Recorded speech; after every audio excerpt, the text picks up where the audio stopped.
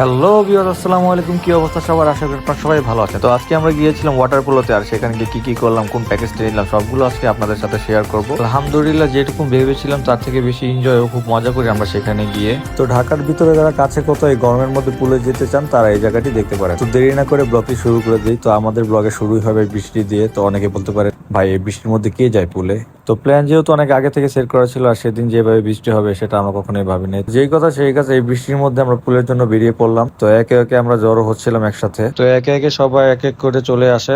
তো সবাই একসাথে হয়ে গেলাম, আর এখন রওনা দেওয়ার পালা। বাট ওয়েদারটা দেখে আসলে খুব মন খারাপ, কারণ এর আগের 2 দিন ভাই যে গরম ছিল, কিন্তু আজকে যে আবহাওয়াটা চেঞ্জ হয়ে যাবে কখনোই ভাবি নাই। তো আমরা চলে আসলাম ওয়াটার পোলোতে। তো এখানে সবাই বাইক পার্কিং করে ওয়েট করতেছিলাম, কারণ আমাদের আরো 2জন আসা বাকি ছিল। তারপর প্রায় 30 মিনিট ওয়েট করার পরে একজন একজন করে 2জনই চলে আসলো। তারপর আমাদের সবার টাকা একসাথে করে নিচ্ছিলাম, একসাথে করে একবারে টিকিট কিনে নেওয়ার জন্য। তো আমরা এখান থেকে 1 ঘন্টা সুইমিং এবং লাঞ্চটা নিয়েছিলাম, যদিও লাঞ্চটা আমাদের করতে করতে সন্ধ্যা হয়ে যায়। তো আমরা এখান থেকে নিয়েছিলাম হলো 1 ঘন্টা সুইমিং আর শুধু লাঞ্চটা। এই প্যাকেজের দাম ছিল 750 টাকা। বাট ওয়েট ভাই, সত্যি কথা বলতে গেলে আমি ভাবছিলাম যে আজকের ওয়েদার এখানে কেউ আসবে না, বাট এইখানে ভাই যা ভিড় ছিল বলতে গেলে কি বলবো। বাট আমরা যখন নামি তখন একটু ভিড় কমে গিয়েছিল, যাক আলহামদুলিল্লাহ। মানুষ আসলে বিকাল টাইম একটু বেশি আসছিল, আর আমাদের নামতে নামতে বিকালের শেষ দিকে। তারপর আমরা আমাদের টাইমটা বুঝে নিয়ে পুলে নামার জন্য রেডি হওয়া শুরু করি।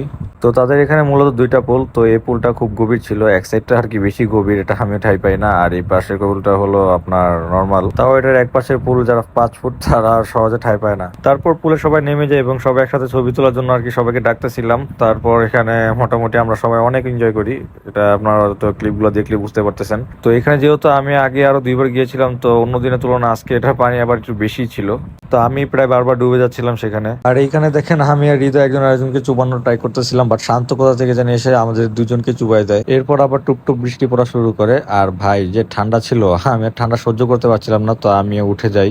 তো আমি প্রায় 20 মিনিট আগে উঠে শাওয়ার নিয়ে নেই, এবং আমি শাওয়ার নেওয়ার পরে একে একে সবাই উঠে আসে। আর ওইদিকে 2জনের ছবি তোলা বাকি ছিল, তো তারা যাচ্ছিল ছবি তুলতে।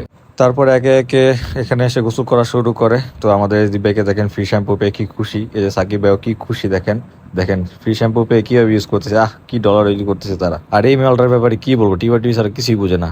তো আমরা সবাই শাওয়ার টাওয়ার নিয়ে সবাই রেডি হয়ে নেই লাঞ্চ করার জন্য।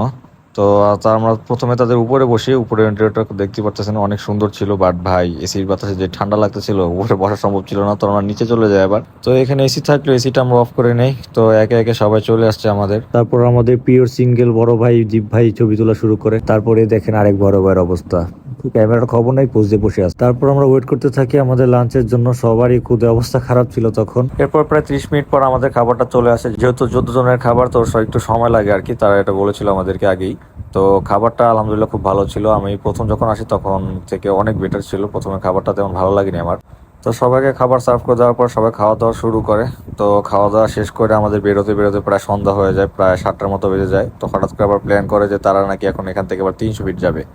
তো 300 ফিটে যাওয়ার যত প্ল্যান হয়েছে, তো সবাই রেডি হয়ে যাচ্ছিলাম 300 ফিটে যাওয়ার জন্য। তো আপনি বিশ্বাস করবেন না রাসেল ভাই, আমার এত পরিমাণ ঠান্ডা লাগতেছিল এর একদম বলার বাইরে। তো যেহেতু বৃষ্টি হয়েছিল, তো 300 ফিট দিকে পুরো ঠান্ডা একটা পরিবেশ ছিল, একদম মানে শীতে মানে কি বলবো। তারপর 300 ফিটে গিয়ে আমরা একটা টঙে দাঁড়িয়ে যাই, আর সেখানে ভাই সবারই ঠান্ডা একদম অবস্থা খারাপ ছিল যেহেতু। তো সবাই ভাবলাম যে এখান থেকে চা খেয়ে একটু গরম হয়ে নিব।